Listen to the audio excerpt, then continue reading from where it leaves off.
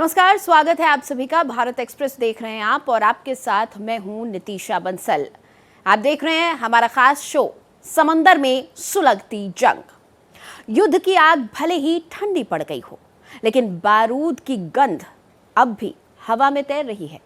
दुनिया को उम्मीद थी कि सीजफायर के बाद पश्चिमी एशिया में शांति लौटेगी, लेकिन हॉर्मुज स्ट्रेट से सामने आ रही हर नई घटना इस उम्मीद पर सवाल खड़े कर रही है। जहाजों पर ड्रोन हमले, समुद्र में बढ़ती सैन्य हलचल और ईरान की कड़ी चेतावनी इशारा दे रही है कि हालात अभी पूरी तरह से सामान्य नहीं हुए हैं। दुनिया की तेल सप्लाई की सबसे बड़ी लाइफलाइन माने जाने वाले हॉर्मुज में बढ़ता तनाव सिर्फ एक क्षेत्रीय विवाद नहीं, बल्कि वैश्विक अर्थव्यवस्था, ऊर्जा सुरक्षा और अंतर्राष्ट्रीय व्यापार के लिए भी बड़ा खतरा बन सकता है। ऐसे में यह साफ है कि युद्ध भले ही रुक गया हो, लेकिन रणनीतिक टकराव अब भी खत्म नहीं हुआ है। तो चलिए आज हम आपको बताएंगे कि हॉर्मुज में आखिर ऐसा क्या हो रहा है, ईरान का सख्त रुख क्यों बना हुआ है, ओमान के वैकल्पिक समुद्री रास्ते को लेकर विवाद क्या है और क्यों एक बार फिर पूरी दुनिया की नजरें इस समुद्री रास्ते पर टिक गई हैं। देखिए ये खास रिपोर्ट।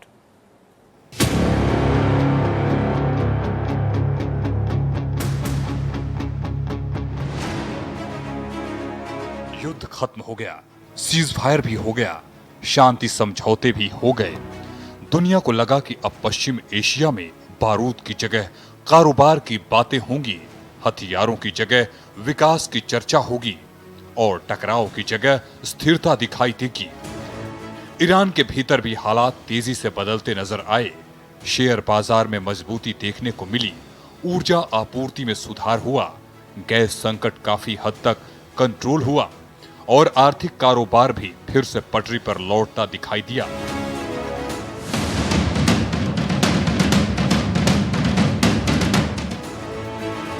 ऐसा लगने लगा कि लंबे तनाव के बाद अब ईरान एक नए दौर की ओर बढ़ रहा है। लेकिन इतिहास गवाह है कि पश्चिम एशिया में शांति जितनी तेजी से आती है, उतनी ही तेजी से उस पर संकट के बादल भी मंडराने लगते हैं। आज फिर वही तस्वीर सामने दिखाई दे रही है, क्योंकि जिस हॉर्मुज स्ट्रेट को पूरी दुनिया ऊर्जा की लाइफलाइन मानती है, वहीं से ऐसी घटनाएं सामने आ रही हैं जो ये इशारा दे रही हैं कि हालात अभी भी पूरी तरह सामान्य नहीं हुए हैं।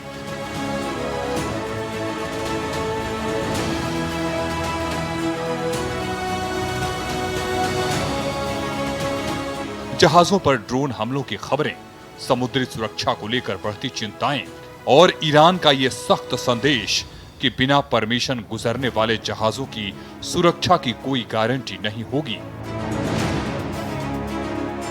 अमेरिका और ईरान के बीच में जो जंग खत्म हुआ है, जिसमें उन लोग ने एक एमओयू भी साइन कर रखा है और उस एमओयू के तहत एक दूसरे को उन लोग ने 60 दिन का समय भी दिया है कि इन 60 दिनों में वो लोग जितने बाकी उनके एजेंडा हैं उस पर बारीकी से वो लोग पूरा डिस्कस करेंगे और उसको एक फाइनल इम्प्लीमेंटेशन किया जाएगा। लेकिन सबसे इम्पोर्टेंट जो था, जो अंतर्राष्ट्रीय समुदाय जो पूरा आंख फाड़ के देख रहा था, वो था हॉर्मुज का जो स्ट्रेट है कि वहाँ पे किस तरीके से जो कमर्शियल शिपिंग वेसल्स हैं उनका कैसे आना जाना किया जाएगा। और उस पर कोई रिस्ट्रिक्शन नहीं किया गया, या तो तेहरान की तरफ से या तो अमेरिका की तरफ से। लेकिन हाल में जब जिस तरीके से देखा गया है कि ओमान की तरफ जो स्ट्रेट ऑफ हॉर्मुज की तरफ से जो डायरेक्शन है, वहाँ पे सिंगापुर बेस्ड एक फ्लैग का जो एक वेसल था एवर लवली, उस पर एक ड्रोन का अटैक हो गया। तो उसके वजह से और भी अब टेंशन वहाँ पे हो गया है कि एग्जैक्टली स्ट्रेट ऑफ हॉर्मुज में क्या चल रहा है और क्या डायनामिक्स है वहाँ पर। क्योंकि ईरान ने वहाँ पे क्लियरली कह रखा है कि जो ईरान ने एक रास्ता डेजिग्नेट किया है, उसी रास्ते से, डेजिग्नेटेड रास्ते से शिप्स पूरे वहाँ से ट्रैवर्स करें, और अगर शिप्स उस रास्ते से ना आए, जो अभी एकदम ईरान के कोस्टलाइन के काफ़ी नज़दीक हो गया है, लारक आइलैंड के नज़दीक से हो गया है, और उन बोल रहे हैं कि इस रास्ते से अगर नहीं आए तो उसकी सेफ्टी की गारंटी ईरान नहीं लेता है। ये बताने के लिए काफी है कि युद्ध भले ही थम गया हो, लेकिन रणनीतिक संघर्ष अभी भी जारी है।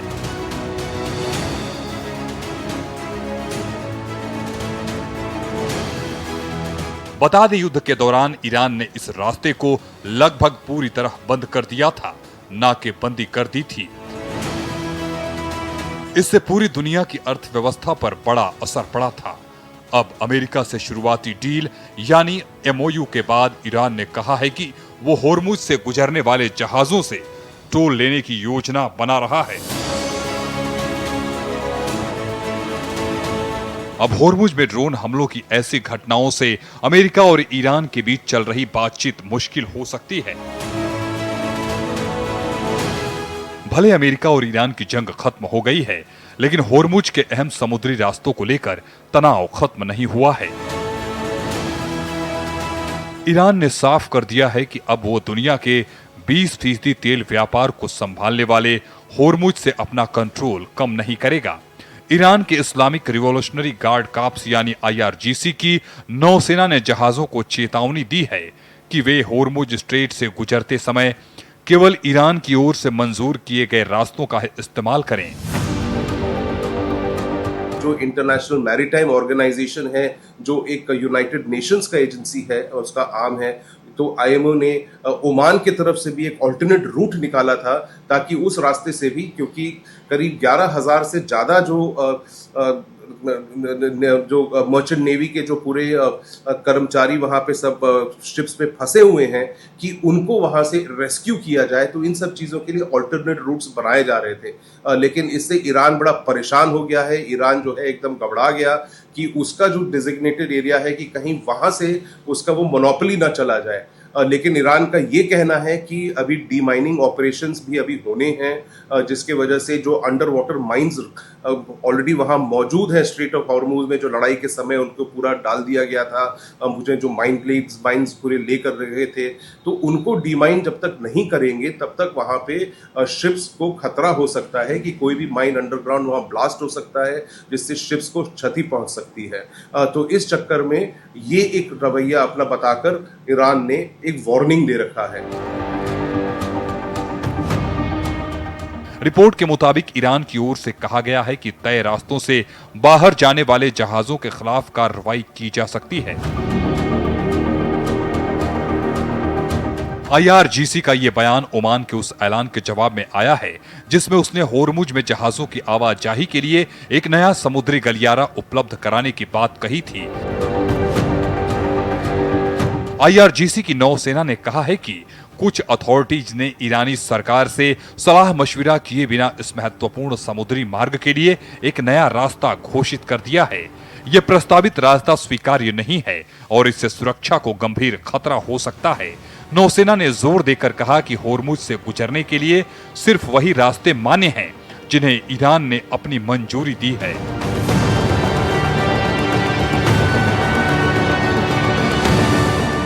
होर्मुज स्ट्रेट में ईरान के ड्रोन हमले के बाद एक बार फिर समुद्री तनाव बढ़ गया है। संयुक्त राष्ट्र की एजेंसी IMO ने 11,000 से ज्यादा फंसे नाविकों को निकालने का रेस्क्यू अभियान फिलहाल रोक दिया है।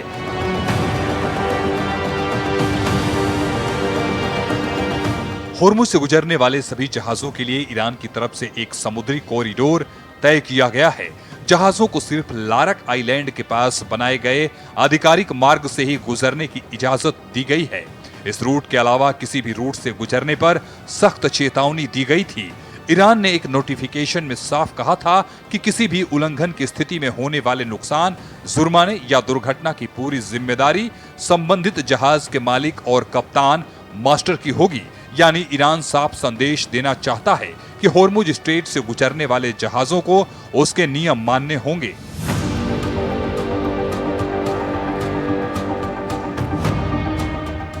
ईरान के रिवॉल्यूशनरी गार्ड्स ने ओमान की तरफ से दक्षिणी रास्ते को खतरनाक बताकर खारिज कर दिया था और जहाजों को चेतावनी दी थी कि वे सिर्फ तेहरान से मंजूर रास्तों का ही इस्तेमाल करें। होर्मुज स्ट्रेट में ईरान के ड्रोन हमले के बाद एक बार फिर समुद्री तनाव बढ़ गया है। यह हमला तब हुआ जब यूनाइटेड नेशन की टीम इस इलाके में रेस्क्यू अभियान में जुटी थी।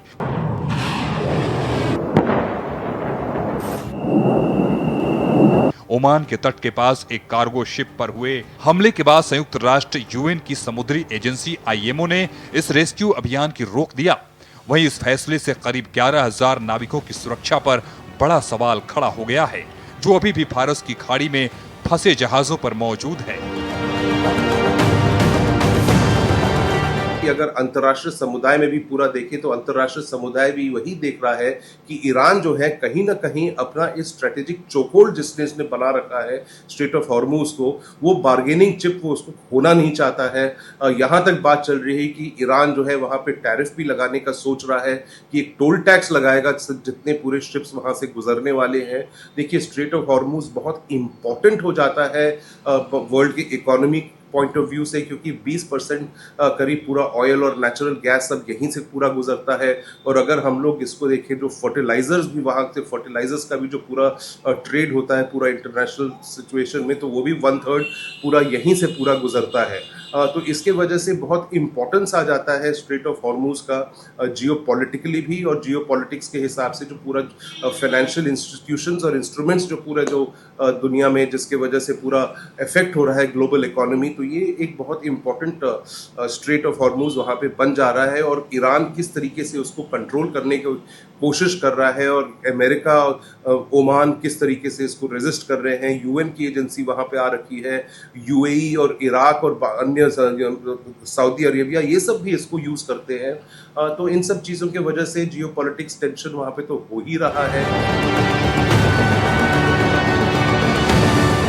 बता दें, पिछले कुछ दिनों से संयुक्त राष्ट्र ओमान और कई सदस्य देशों की मदद से फारस की खाड़ी में फंसे जहाजों को सुरक्षित बाहर निकालने का अभियान चला रहा था। इस मिशन का मकसद उन जहाजों को होर्मुज स्ट्रेट पार कराना था जो युद्ध और सुरक्षा प्रतिबंधों की वजह से कई दिनों से फंसे हुए थे।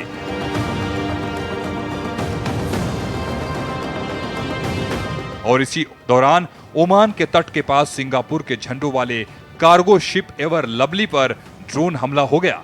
हमले में जहाज के ब्रिज को नुकसान पहुंचाया। इसके तुरंत बाद आईएमओ ने सुरक्षा कारणों का हवाला देते हुए पूरे रेस्क्यू अभियान को रोक दिया।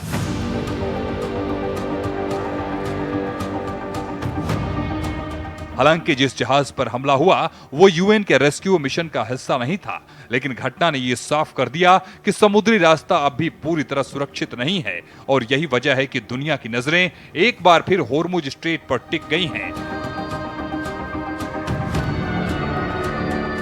क्योंकि ये सिर्फ समुद्र का एक संकरा रास्ता नहीं, बल्कि पूरी वैश्विक अर्थव्यवस्था की धड़कन है। दुनिया के समुद्री तेल व्यापार का बड़ा हिस्सा इसी रास्ते से गुजरता है। खाड़ी के प्रमुख तेल उत्पादक देशों से निकलने वाला कच्चा तेल और गैस होर्मुज स्ट्रेट के जरिए एशिया, यूरोप और दुनिया के दूसरे हिस्सों तक पहुंचती है।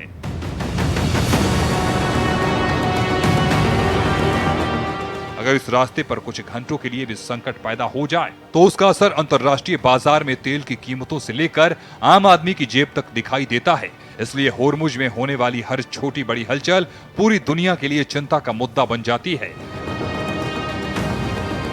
अगर हम लोग लड़ाई को भी देखें तो इजराइल कहीं ना कहीं अपने आप को एकदम निगलेक्टेड सा फील कर रहा है, क्योंकि जो ये एमओयू जो फाइनल हुआ भी है अमेरिका और ईरान के बीच में, तो उसमें एकदम इजराइल को साइडलाइन कर रखा है।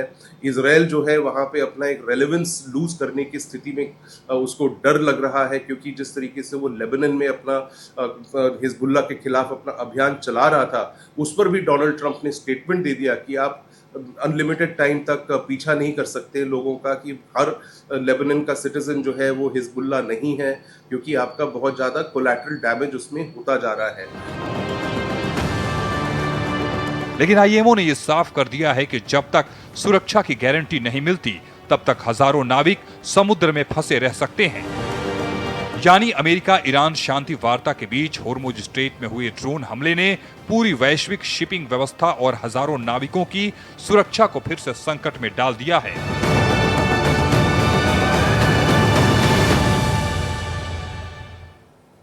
युद्ध भले ही थम गया हो, लेकिन पश्चिम एशिया में सियासी हलचल अब भी जारी है। अमेरिका और ईरान के बीच बढ़ती बातचीत के बीच हॉर्मुज स्ट्रेट में जहाज पर हुए ताजा ड्रोन हमले ने एक बार फिर तनाव बढ़ा दिया है। समुद्र में बढ़ती हलचल ने वैश्विक शिपिंग और तेल आपूर्ति को लेकर नई चिंता पैदा कर दी है। इसी बीच इजराइल के प्रधानमंत्री नेतन्याहू की बेचैनी भी चर्चा में है, क्योंकि अमेरिका और ईरान के बीच बनता नया समीकरण पूरे पश्चिम एशिया की तस्वीर बदल सकता है। चलिए बताते हैं आपको कि आखिर अमेरिका ईरान समझौते को लेकर नेतन्याहू क्यों परेशान बताए जा रहे हैं। देखिए रिपोर्ट।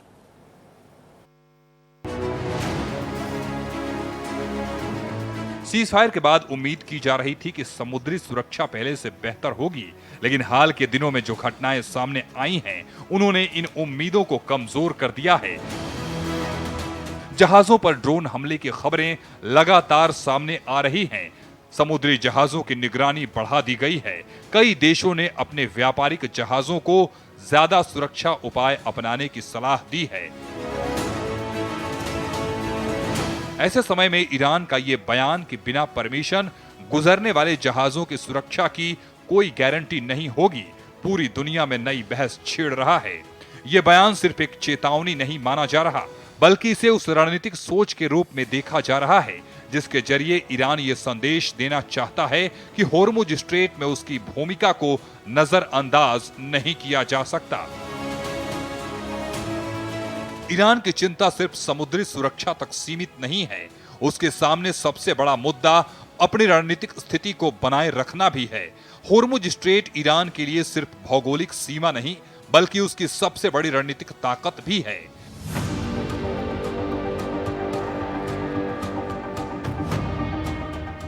दशकों से ईरान इस समुद्री मार्ग को अपने राष्ट्रीय सुरक्षा ढांचे का महत्वपूर्ण हिस्सा मानता रहा है।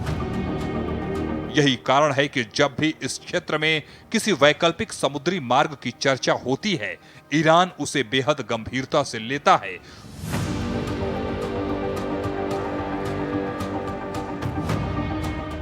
दूसरी तरफ अमेरिका के राष्ट्रपति डोनाल्ड ट्रंप और इजराइल के प्रधानमंत्री बेंजामिन नेतन्याहू के संबंधों को लेकर भी कई तरह की खबरें सामने आ रही हैं। दोनों नेताओं के बीच पहले जैसी सार्वजनिक राजनीतिक एकजुटता दिखाई नहीं दे रही। ईरान के साथ अमेरिका का सीज फायर समझौता इजराइल के प्रधानमंत्री बेंजामिन नेतन्याहू के लिए राजनीतिक तौर पर एक बुरे सपने की तरह हो गया है। इस समझौते से नेतन्याहू के राजनीतिक करियर के 3 मजबूत आधारों को तोड़ दिया है और देश की सुरक्षा को लेकर उन्हें एक नई दुविधा में फंसा दिया है।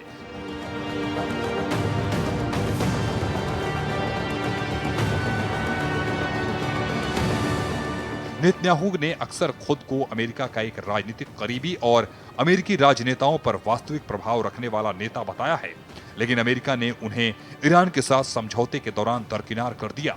ट्रंप ने इजराइल के बारे में ये तक कहा था, इजराइल हिजबुल्लाह से कुछ ज्यादा ही लंबे समय से लड़ रहा है, जिसकी वजह से बहुत सारे लोग मारे जा रहे हैं। जब आप किसी की तलाश में रहते हैं तो पूरे इलाके को तबाह करना कोई समझदारी नहीं है, क्योंकि वहां आम लोग भी रहते हैं। वहां रह रहे सभी लोग हिजबुल्लाह के नहीं हैं।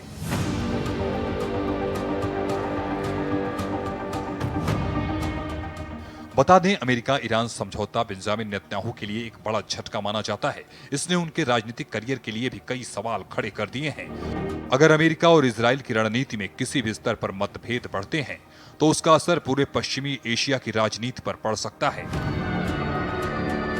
ऐसे में ईरान भी अपने कदम बेहद सावधानी से उठा रहा है, क्योंकि उसे ये समझ है कि क्षेत्रीय समीकरण किसी भी समय बदल सकते हैं। यही वजह है कि आज पश्चिम एशिया का माहौल ऊपर से शांत दिखाई देता है, लेकिन भीतर ही भीतर अस्थिरता अब भी बनी हुई है।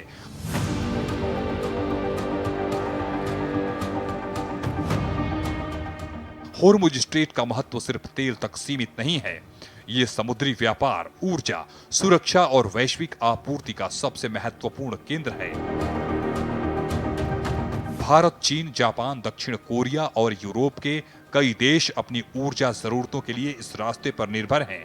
अगर यहाँ अस्थिरता बढ़ती है तो सिर्फ तेल ही नहीं बल्कि गैस की आपूर्ति भी प्रभावित हो सकती है।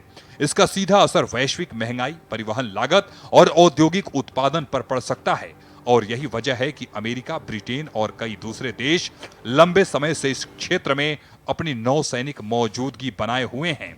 उनका दावा है कि उनका मकसद अंतर्राष्ट्रीय समुद्री मार्गों की सुरक्षा सुनिश्चित करना है। वहीं ईरान इसे अपने प्रभाव क्षेत्र में बाहरी दखल के तौर पर देखता है। इसी सोच का टकराव समय समय पर तनाव को जन्म देता है। ईरान इस समय एक ऐसे मोड़ पर खड़ा है जहां उसे अपनी अर्थव्यवस्था को भी मजबूत करना है और अपनी रणनीतिक स्थिति को भी बनाए रखना है।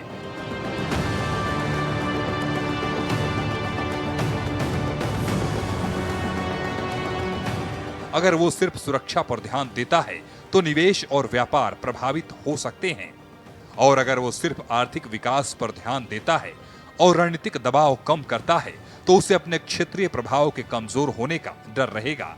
इसलिए उसके फैसलों में ये संतुलन साफ दिखाई देता है। आज की स्थिति ये साफ इशारा कर रही है कि पश्चिमी एशिया में शांति अभी भी बेहद नाजुक है, और यही वजह है कि होर्मुज स्ट्रेट सिर्फ एक समुद्री रास्ता नहीं बल्कि वैश्विक राजनीति की सबसे बड़ी शतरंज की बिसात बन चुकी है। एशिया और वेस्ट एशिया में पूरा वो डायनामिक्स जो पूरा चेंज होने का पूरा नज़र दिख रहा है वहाँ पे, जिसके वजह से बेंजामिन नेतन्याहू थोड़े घबराए तो हुए ही हैं। साथ ही साथ इजराइल अगर देखें तो उसके जो मुद्दे थे वो पूरे ख़त्म नहीं हुए हैं।